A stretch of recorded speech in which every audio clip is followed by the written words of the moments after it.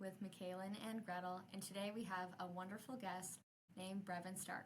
He's currently a senior at the University of Illinois studying animal sciences and is on the pre-vet track for doing biomedical research. So thank you so much, Breven, for coming in and talking to us today about honeybee medicine. Thank you for the introduction, Gretel, and thanks for inviting me on this podcast. I'm really excited to share about this niche field of veterinary medicine with everyone who's listening. So, I have been interested in veterinary medicine for basically as long as I can remember. In a lot of ways, I am like a lot of traditional pre-veterinary students. Like you mentioned, I'm on the pre-veterinary track. I've been in small animal clinics. I've worked with large animals more recently. But honeybees ended up crossing into my life, and I gained an interest in those too, eventually learning about what we're talking about today, the field of honeybee medicine. So the way I became interested in honeybees was through honeybee research that I started right before I started the University of Illinois. I got offered an opportunity to study social behavior and gut microbiomes in honeybees in Gene Robinson's lab. And during my time there, I worked with the beekeeper, and I eventually learned that beekeepers have to work with veterinarians, and there's a few reasons because of that. And so I decided to look into the origins of honeybee medicine. I wrote an article about honeybee medicine and published it in the American Bee Journal. I also joined the beekeeping club here on campus and am currently the president of that. So I've done plenty of beekeeping and I've done plenty of activities in veterinary medicine. So I was thinking we could talk about the origins of honeybee medicine and see where it actually started. So honeybee medicine actually was like invented or kind of brought into reality because of a thing called the veterinary feed directive. The veterinary feed directive is basically policy governing veterinary practice aimed to combat antimicrobial resistance.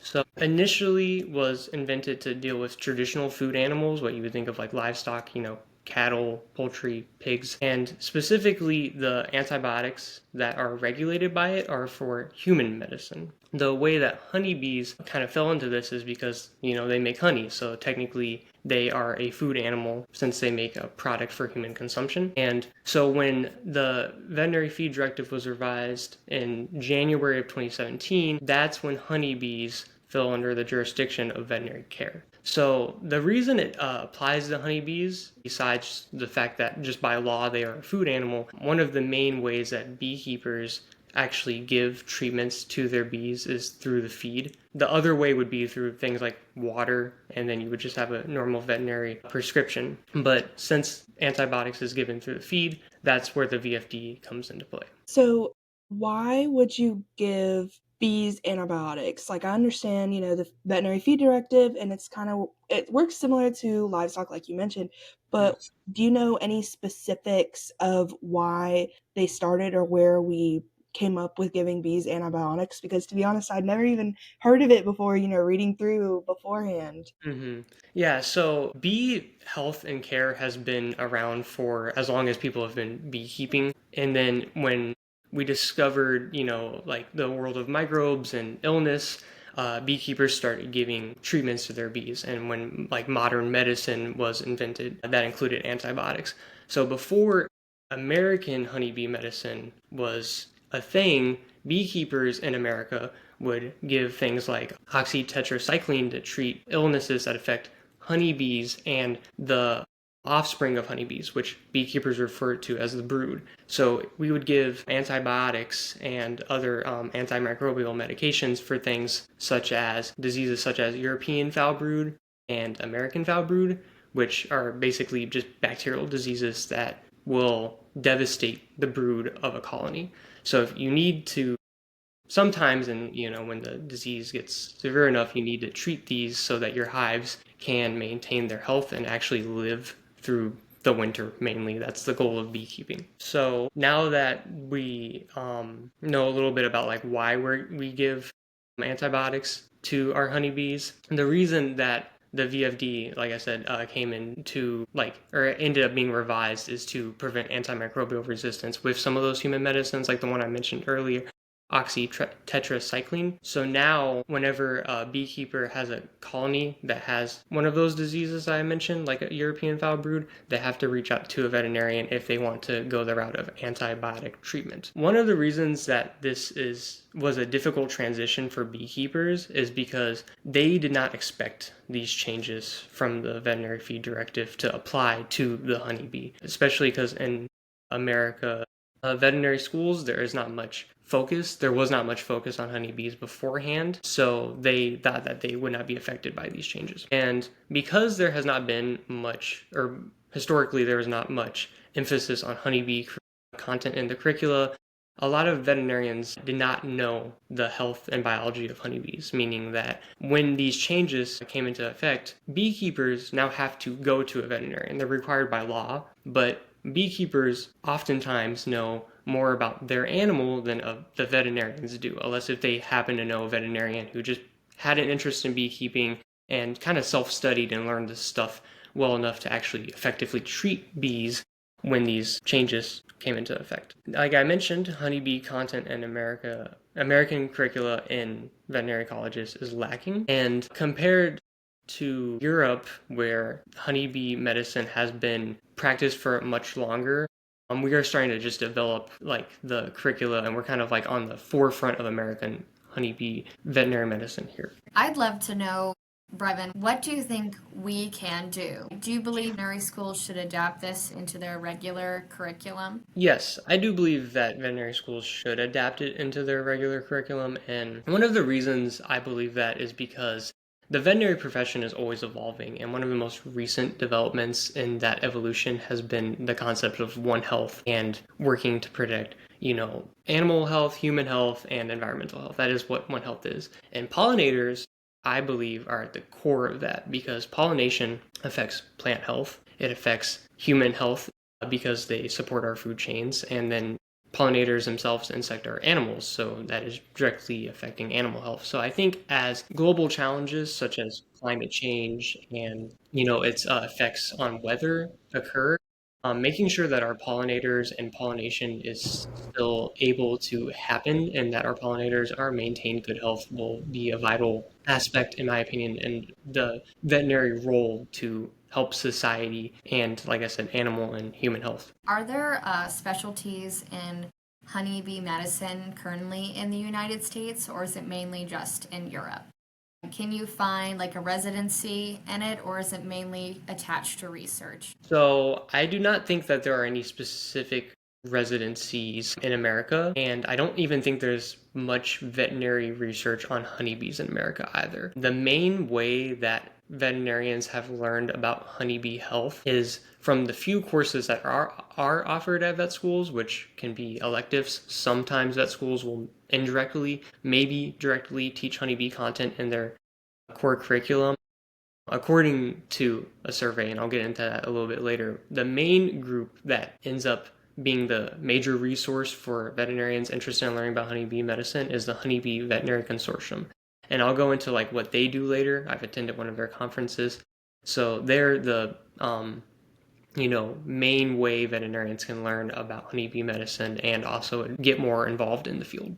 So now that I've covered the origins of honeybee medicine, we could start talking about honeybees themselves a little bit and some major challenges of honeybee health. So honeybees are very unique compared to the standard animals that veterinarians care for, and that they're insects and they're not mammals or avians or invertebrates. They're kind of like exotic in a way, but I view them as a little different because they are just very different from like the standard animals like I was talking about. They have 3 castes, and that includes the honeybee queen, workers, and drones. They form large colonies which can range from about 60,000 to 100,000 bees at peak production, so we are dealing with a lot of individual animals. However, we have the superorganism, the entire colony. So there's 2 perspectives that a veterinarian can take when addressing, honeybee health and illnesses. However, the main way that you would practically do it is looking at the whole superorganism level. Individuals come into play when you would look at, like, when you want to monitor for health. It's kind of like herd health. You take a few, like, samples at random and kind of try to understand how many individuals are effective, but then your treatments are always going to be the whole colony regardless of whatever individuals are healthy. And since there's only one queen, usually the queen appears healthy, but you're still going to treat the workers and the brood. So that's a little bit about basic honeybee biology. Is there any questions on that? Love to know, could we go into the details of like how a hive works and the different roles of the different types of bees too for the general public? Because I learned so much. Breven came and had a lecture for our pre-vet club and my mind was blown. Yeah, I can go into a little bit about the roles of each of the caste of honeybees. So the queen, contrary to popular belief, does not really control the colony or have a very direct role in what actions the colony takes. The queen is there just to be the reproductive member of the colony. That is her primary task, and she must be excellent at that. If she is not good at reproduction, the worker bees will overthrow her and make a new queen. That is basically the extent of her role for basic understanding. Workers are the main individuals that do all the colony tasks.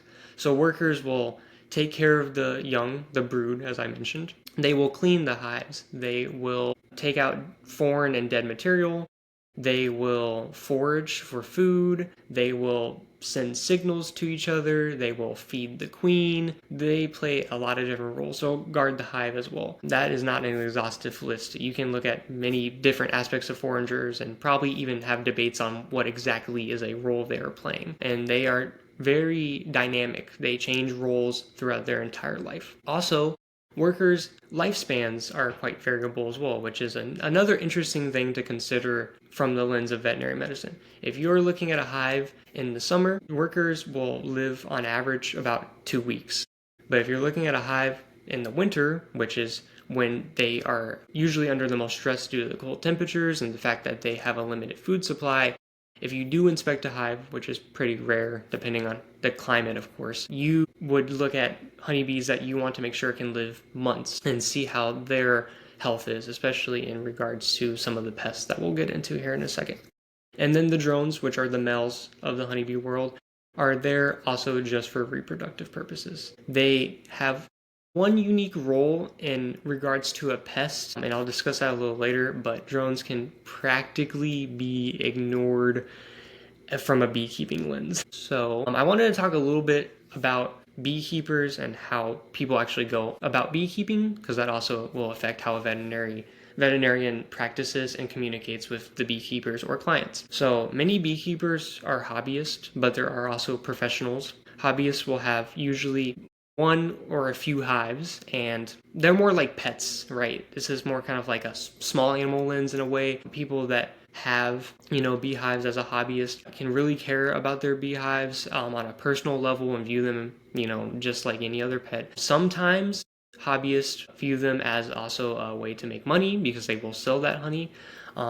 The way that a veterinarian would interact with a hobbyist and go about care would be a little bit more personal and probably tailored to what exactly that hobbyist would want. And then, of course, the knowledge levels of hobbyists will range quite drastically from people that are just first getting into beekeeping and don't really have much of an idea of what to do. They might not even know that a veterinarian they should talk to a veterinarian and get advice, especially when going about treatments. They might not even know what pests to treat, and we'll talk a little bit about that with the main pest as well. And then there's also, like I said, professional beekeepers. They will take their bees all around the country to pollinate many different plants, from almond trees in California to peaches in Georgia. Literally, they go everywhere, and in a way that is like an epidemiological nightmare. So there has been a lot of discussion in the vet field about kind of how to approach that concept of seeing how you can implement healthcare when these animals are being tracked all around the country. There's a very fine line between like healthcare that is helping beekeepers and working with them, and then healthcare that they might view as very restrictive. And I don't think anyone really has the answers on that for now, but it's a very interesting area to look into, and the Honeybee Vet Consortium has had conversations on this. So yeah, that is the main extent of like the different types of beekeeping. Kaylin works a lot in large animal medicine. So I'd love to hear your comparison to like cattle work and ruminant work, Michaela, into honeybee medicine, like moving them around. I wonder, are there welfare standards listed for honeybees as well? Like who restricts what you can do with honeybees? Michaela, do you have any thoughts? Yeah, I was kind of trying to compare it in a way to what I know, with the whole, like, it's a little weird to me, if you're a farmer, you have one herd of each type of animal, maybe, if you have more than one. And then with honeybees, you have multiple hives. Do they ever kind of like cross over and interact with each other? Or are they kind of treated and work with each other as separate distinct hives, if that makes sense? Yeah, that's a great question. So the answer is they do cross over a lot. Honeybees forage for like multiple kilometers. I can't think of the number off the top of my head, but they are gonna go in many different areas. They might go to your neighbor's hives that you might not even know exist. And they definitely go in between your own hives. If you have a few, honeybees will rob each other, especially weak hives. If that's an easy source of honey from a hive perspective, they're like, let's go take that weak hive's honey. Even if they aren't intentionally robbing each other, there's just occasional drift that happens, especially because beekeepers sometimes have to move their hives around. So it is I would say it's very difficult to understand the exact like ways that honeybee hives interact with each other. You can't track these bees practically. So you have to view each hive individually, but also kind of understand the context of like disease introduction is very hard to control and it can always happen. You have to be aware of your neighbors, honeybee colonies and like what's in your area so that you can understand the potential risks that might occur to your colonies, including the disease swapping between themselves. So it's important to keep all of your colonies healthy because if one gets very sick, then the others are at risk of getting sick. But I did kind of want to segue into something that is a little interesting in regards to honeybee health, and that a lot of honeybee health issues can be approached in a holistic manner, I want to say. It doesn't necessarily need to be treated with veterinary medicine. European foul brood, I mentioned that earlier. It is a bacteria that affects the brood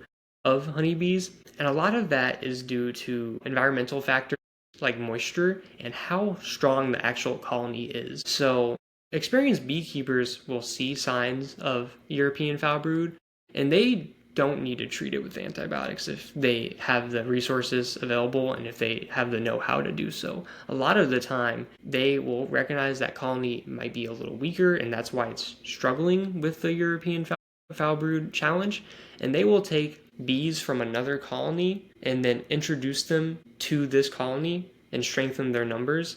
And then with a stronger colony, the bees will naturally clean up the hive well enough and basically eliminate the disease, or at least reduce it well enough to where there's no clinical signs and symptoms. So honeybee health is, at least it appears normal and the colony can function better. So there's a lot of diseases that can be approached like that. So veterinary medicine and like using antibiotics is not the only thing that veterinarians can do. So yeah. Not to interrupt you, but it almost feels like, and this could just be from the few things that I've heard, for this decision to be made, I feel like the veterinary industry should have been better prepared to be having this responsibility put on them all of a sudden. In my head, I'm like, didn't we need more education in the subject? Didn't we need greater number of veterinarians? And then all of a sudden they have to go out and handle this. But at the same time, hopefully there are enough very well educated beekeepers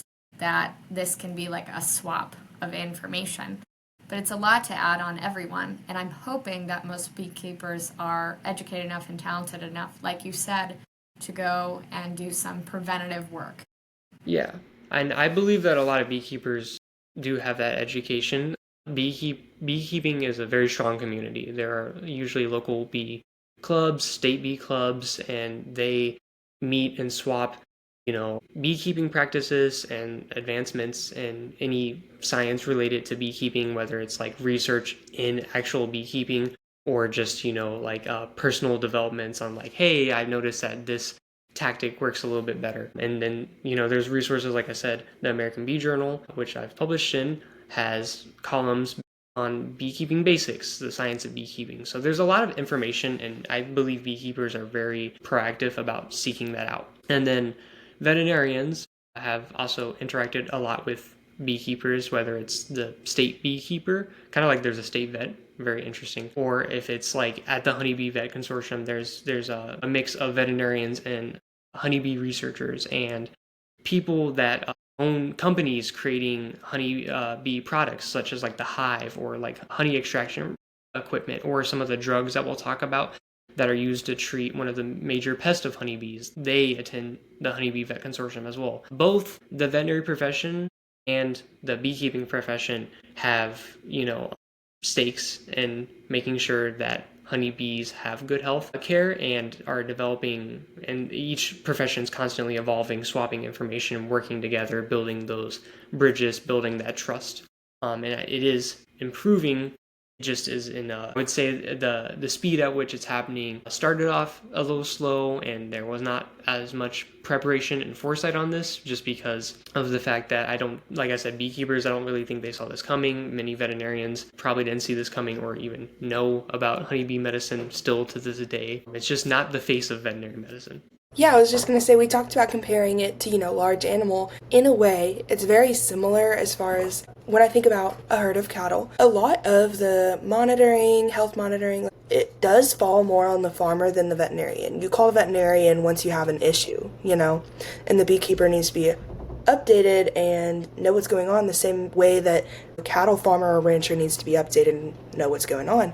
Yeah, I agree. I think it is very similar, like you said, that the people that actually own the animals know a lot of the veterinary science and care that goes into taking care of their animals, even if they don't have the expertise and they do need to call a veterinarian when the need arises. A lot of beekeepers, just like cattle farmers or poultry farmers, can understand a disease or a condition well enough to where they roughly know the course of action, especially after they have years of experience. So it's a lot easier to work with a veterinarian and be like, hey, this is what I'm seeing and this is what I think it is.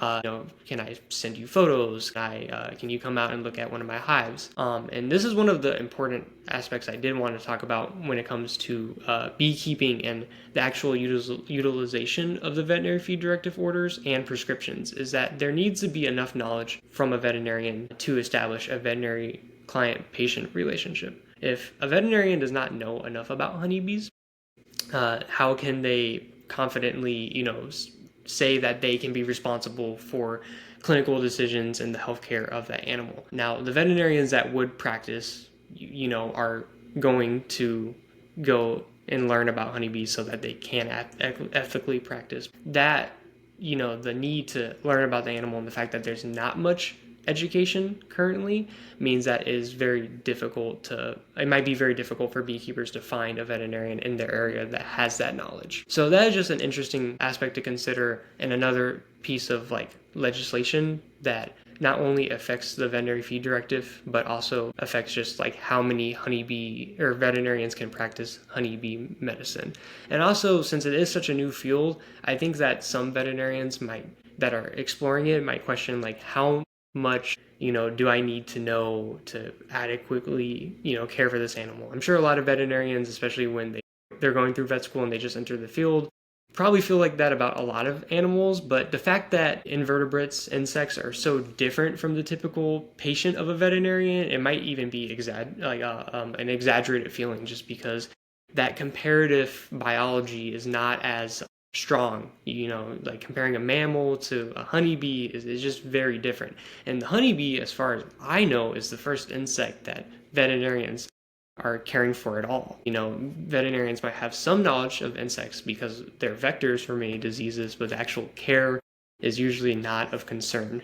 Usually, if anything, it's more so the control of insect vectors. So it's quite a different perspective from typical veterinary medicine. And yeah, and just to kind of bring back the whole curriculum, and we talk a lot about we don't get taught it. I'm starting vet school, or I already started vet school, and it's not in any of my syllabi, at least not for first year, hey. And so I'm thinking about specifically LSU's anatomy course is called Form and Function. Long story short, all I'm bringing this up to say is that we learn what's normal in dogs, and then we use a comparative model to kind of tie it back to what we learned about dogs. So I think it would even be beneficial. You can argue, we don't have time to learn that, we don't have time to learn that, I understand. But just spending like a couple days on the basics of invertebrate and, insect, the same way that we would parasitology, like we do have to learn about it, we have to know the basics. So that could be like a possible solution towards the end if you are in a comparative model anatomy class. I think that might work. Yeah, I agree with that. I think that would be a good solution to introduce honeybees to veterinarians, and then electives could definitely go in depth about actual honeybee diseases. And one of the things that would be nice about honeybees, they can be used as examples, at least in some ways. Pesticides are one of the biggest challenges of honeybees since they are, actively pollinating cropland. So toxicology and how toxic these pesticides are either at a subclinical or a clinical level can easily tie into one of the things that a veterinarian must know for treating a poisoning case and a mammal. It's probably very similar since on the molecular level these toxins are gonna likely behave in the same way even in an insect. So same with the epidemiology and just herd health mentality. I think honeybees could definitely be used as examples and connected to a lot of the core principles that veterinarians are already learning. So the transition, I believe, can be made somewhat seamlessly. It just is going to take effort and conscious knowledge on hey, when could we mention honeybees and spark this interest in some people, especially, or some people that are, in vet school and are planning on becoming a veterinarian, especially since vet school opens many doors and people, as they learn more likely going to, hone in on a particular practice they want to do, or their career just might evolve in general. And especially with One Health being more of a focus, I think that I would imagine we would see a lot more veterinary students being interested in a topic like this. So I was thinking that I would talk about one of the biggest challenges of honeybee health, and something that if there was a course on honeybees and health specifically, like an elective, what I would think they should definitely cover is the biggest pest for honeybees called the varroa mite. So the varroa mite, and the reason it's so notorious to beekeepers is because it is a pest that is ubiquitous in honeybee colonies. Every honeybee in America, and I want to say most of the world, has varroa mite. I know Australia was holding out for a little while. They were being very selective with honeybees that they would import, because when you get the varroa mite introduced into bee colonies in a geographical area, beekeeping becomes exponentially more difficult. The varroa mite is the largest honeybee pest. It is an exoparasite. It feeds on adult honeybees and it feeds on the brood. The reason it is so dangerous is because it passes along viruses such as deformed wing virus, which the name implies that it makes honeybee wings deformed so they cannot fly, and thus they cannot forage and get food that sustains the colony. It can pass on honeybee paralysis virus. It depends on the varroa mite, and not all I don't know the exact virology of the varroa mite transmission, but that also affects honeybee health and can shorten the lifespan of honeybees. And so since all beekeepers have to deal with the varroa mite, since it is ubiquitous in colonies, it is something that beekeepers are always thinking about. They always need to treat for it, because if there's too much varroa mite population in their colonies, there is a great chance that that colony is going to collapse and die over winter, especially. So I'm sure you'll get into this a little bit, but is it more of a preventative treatment, or do you treat it after? So yeah, it's a preventative treatment, since once that virus is passed on to the honeybee, that individual, has that virus in it, it's going to deal with that challenge, and it's likely going to die quicker because of that. So the main way is preventing the whole colony from having too much varroa mites. So beekeepers will monitor the level of varroa mites in their colony by taking samples. Sometimes they will do it directly by grabbing bees, and they'll do a thing called a sugar shake, and then they'll count varroa mite. Sometimes there are methods where they'll use a sticky board under the colony, and they'll see how many varroa mites passively die.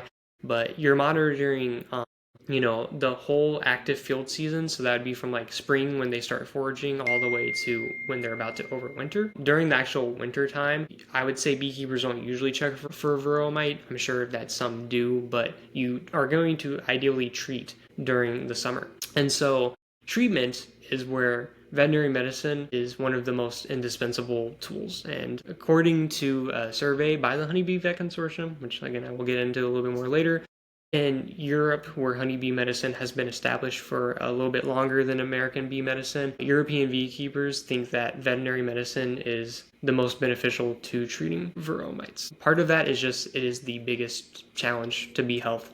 So any tool that they have to take care of varroa mites is excellent. And then there are a lot of different ways you can treat varroa mite. I won't go into all of them, but there are synthetic chemicals that you can use. And there are also organic acids. Organic acids are the one I'm most familiar with, and these have a very interesting function in killing the varroa mite. Usually, not to get too much into the biochemistry, but I want to nerd out just for a second. It's theorized that they stop the electron transport chain, specifically cytochrome C. So that is very interesting, and kind of ties in some of the molecular knowledge that we learn in pre-vet courses or in vet courses, and how that actually what that treatment is dependent on a lot of things. You have to know the amount of varroa mites in the colony and when to treat. You have to monitor the temperature so that you don't overstress the hives. You have to monitor the potency and how much dosage you actually have to administer to the colony. And all of these things are aspects that veterinarians, using their knowledge of medicine, could potentially research and refine treatments, or at least provide beekeepers better guidance on when to treat, especially because this is a very individualized approach. A lot of beekeepers treat with different organic acids. They treat at different times, and a veterinarian potentially could offer more guidance so that they have optimal treatment, and then they don't have to worry as much about the threat of varroa. Yeah, quick question, just from an agribusiness point of view, if you give it the synthetic option, would it affect any labeling or marketing as far as like organic or anything like that? Do you know if that would essentially disqualify? Yeah, so synthetic options and organic acids, it depends on the individual treatment, but they can affect the honey drastically. And usually that means that the honey is not fit for human consumption. So you have to time your treatments, and with regards to when you remove honey and when you harvest it, maybe you'll plan to give that honey back to your bees, so that's okay. Some treatments might make it where it's not even suitable for bee consumption, but a lot of the organic acids are naturally occurring in honey anyways. So like formic acid, I know that in some circumstances you can use with honey on the hive. So it just really depends on the actual label of the drug and how you can use it. When it comes to labeling the honey itself for certain markets, I don't fully know how the drug would actually impact that. It's interesting to me when I see honey marketed in stores, because they'll say honey from wildflowers only. And in my head, it's like, well, they are free to roam. So how far can a honeybee travel to where they truly know that it's wildflowers only? Yeah, I mean, like I've said, honeybees can forage a few kilometers. I don't remember the exact number off the top of my head, but yeah, I imagine there's not much substantial evidence to that claim. I mean, maybe in theory, somehow, like a beekeeper could, get a survey of the land around them and say it's very likely it's wildflowers, but you really never know. So honey claims are definitely just marketing, and I would say any consumers should probably, look more into that and work with beekeepers that they trust are just giving them a quality product, right? Filtering the honey, making sure that there's no debris in it. If they want honeycomb or whatever, they can do some specialty things. You can spice up your honey a little bit, but claims on what the bees are actually doing, very hard to prove. That's so funny to me. I'd love to hear more about like the innovation in the honeybee world too, because it's so new. Where is it going? What technology are you seeing? I'm hoping you can answer about the new honeybee vaccine. That's actually what I was about to get to. I talked a little bit about the varroa mite and how big that is, and we'll talk about it a little bit more with the honeybee vaccine. So this is probably like the forefront of honeybee health and medicine, and where I think veterinarians would have the largest potential for entering the field of honeybee research and developing new technologies, applying their knowledge, seeing how they can investigate honeybee health and make innovations in the field. So the honeybee vaccine was developed by Dallin Animal Health, which is the company who made it, is to protect against American foul brood. I mentioned this once. So American foul brood is a very important disease to beekeepers because it is a very hardy bacteria.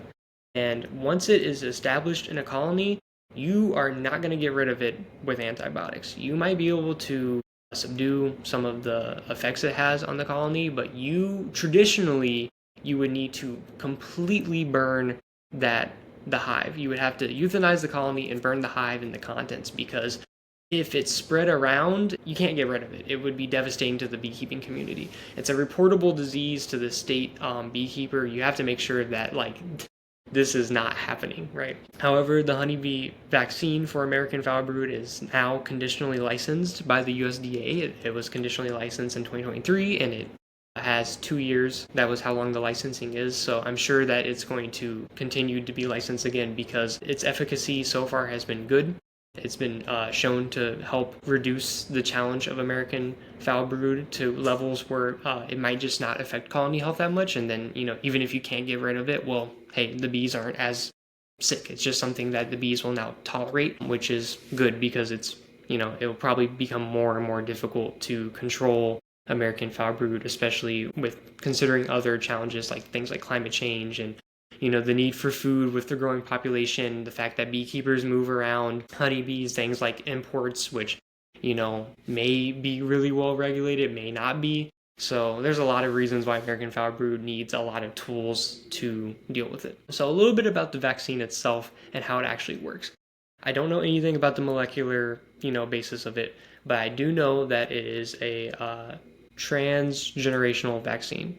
So it is fed to the queen, and the vaccine deposits in her ovaries where her offspring are, so they are exposed to the vaccine. It stimulates their innate immune system to have them develop some memory to American foul brood, which is very interesting. Honeybees do not have an adaptive immune system, so you heard me right. It stimulates their innate immune system for memory. This is something that I just learned recently is even a thing. I think that is a very interesting field to look into as well, and I'm sure veterinarians and medical professionals are also probably studying the actual basis of innate memory. Very important for insects. And another aspect of the fact that it stimulates the innate immune system is that it also seems to confer some immunity against some of the viruses that varroa mites pass on to honeybees. So this vaccine is great.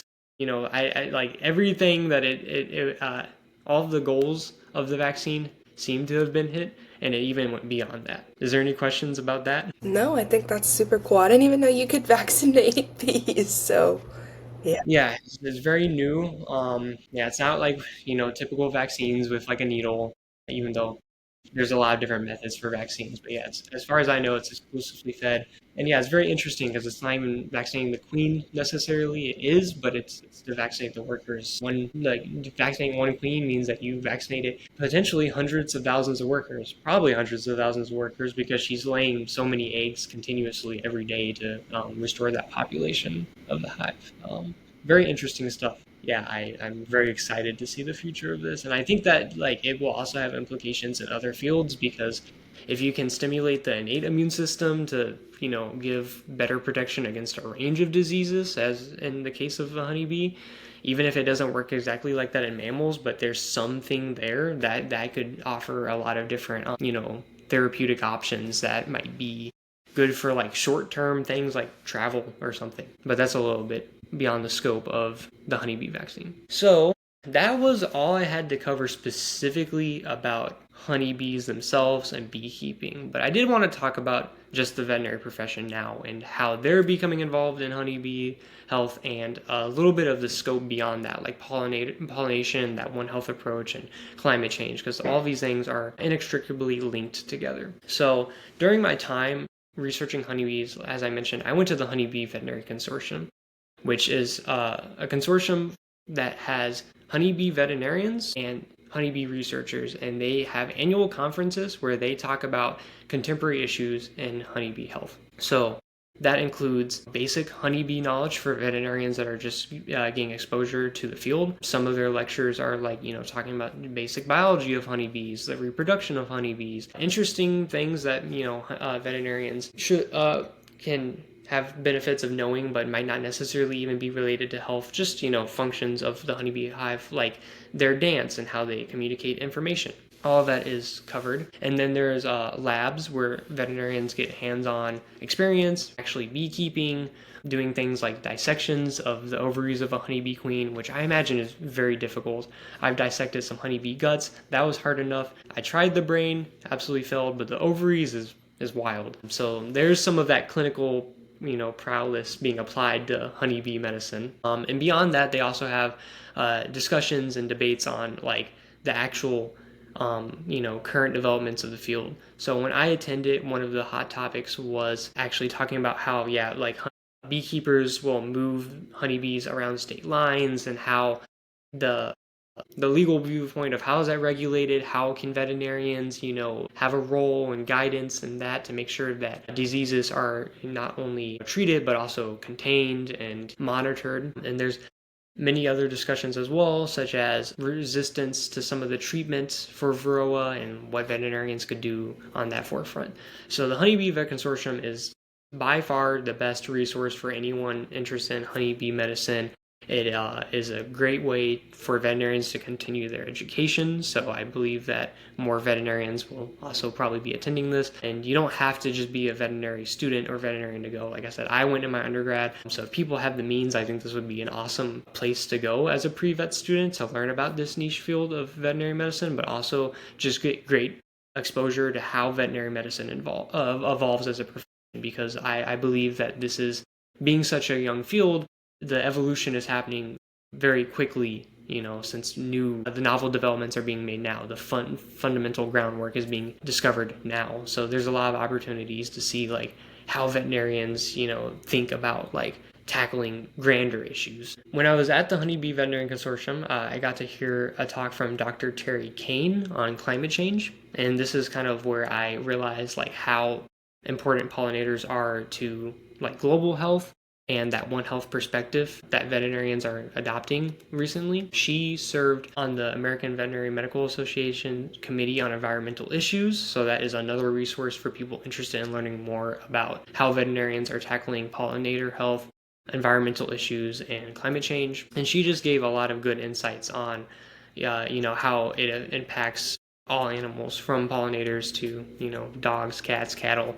Obviously, heat stress is one of the biggest challenges associated with that. One of the interesting things about pollinators specifically, and why their health is so valuable not only to veterinarians but other stakeholders like researchers, people that actually make equipment for honeybees, and people in agriculture in general, especially farmers, is that they support agriculture, pollination, and it is estimated that at least $200 billion worth of value is due just to that pollination. So very huge incentives to further understand honeybee health and make developments in that stride. So yeah, that was what I had to talk about with pollination and climate change. Any questions on that? The final thing I wanted to talk about is what students can do and how they can, develop themselves professionally and learn more about this field and just diversify themselves so that they can have, a better chance of success with veterinary school and in the veterinary profession. So if you want to get involved with beekeeping, I think it is a very easy field to get into. Beekeepers that I've met, they're all very supportive, and they want to make sure that they can help teach aspiring beekeepers. So there is a lot of opportunities. I think some universities at least have beekeeping clubs. So you can join a student beekeeping club, you can join a community beekeeping club, or like I said, there's state beekeeping clubs. So that is all great resources and starting points to start beekeeping. And a lot of the times those clubs will offer introductory lessons, and they might have equipment for you to use, because buying an actual hive and starting on your own is going to be pretty expensive. But if you utilize the community and you talked with beekeepers, I think most people would probably be able to find at least some opportunity to see bees and maybe work with them a little bit hands-on. Another aspect that I think just would help a lot of people on the pre-vet track and going into veterinary medicine that care about environmental issues and pollinators is to get involved with native pollinator gardens.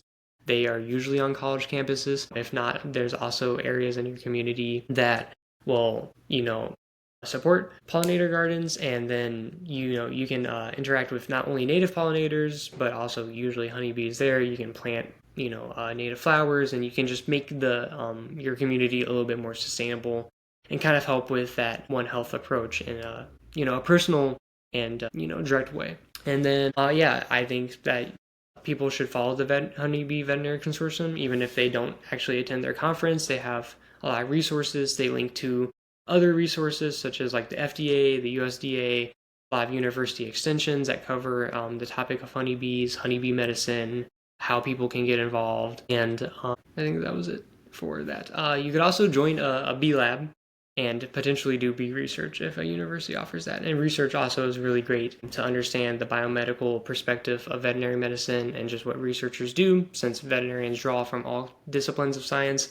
And research, honeybee experience, they count as animal hours. If you happen to work with a honeybee vet, that counts as veterinary hours. So anyone applying to vet school can get some good experiences that they can draw from when they're filling out VMCAS. Yeah, well, especially the VMCAS part. Any research you can get, even if it's not with honeybees, do it, 100%. And if you can get with a professor that's open to it, you could even look into proposing your own sort of mini research project. Hey, professor, would you be cool with sponsoring me on this? It just depends. Anyway, just to end it off on a little fun high note, what is one fact about bees that always surprises people, or maybe what's your favorite fun fact? One fact about honeybees that surprises people, or my favorite fun facts. I'm pretty sure that 1 ounce of honey can fuel a honeybee's flight around the entire world. So that is a pretty interesting fact. If not, I have another one that I for sure know is accurate, and that is when Queen Elizabeth died, they informed the royal hives of her death. Nice. Fun honeybee fun facts. And yeah, I recommend looking up some. There's also a lot of good honeybee jokes. That is something that people could look into as well if they just want to at least get a laugh out of it. Yeah, all right. Well, I think that's all that we have today. Did you want to plug any socials, or are you on social media? I'm not on social media, but my club has a social media, Bees at UIUC. So that is at least one example of the student beekeeping club, and you can see some pictures of what we do there. I'm sure I'm on there somewhere in my bee uniform doing some fun activities. All right, awesome. Well then, yeah, I guess that's it for today. Our YouTube is The Vet Files, our Instagram is The Vet Files, and our website is vetfilespod.com. And on there, we're going to have all of our resources and some pictures that we mentioned here. And same thing goes for previous episodes. We've got all the links to VMCAS tips, everything. Check out our previous episode, the VMCAS Deep Dive, and we'll see you next time. Thanks. Thanks once again. So much, Bye, guys. Breven. Yeah, and then obviously it'll cut off there, but all right. Thank you so much for joining us. Gretel, do you have anything to say? I'm so sorry. My Wi-Fi was not working the whole time. Her thing's messing up. I texted her, but thanks for joining us. We'll get it posted hopefully within a week or so, before the end of August for sure. But all right, I'll see y'all later. Bye.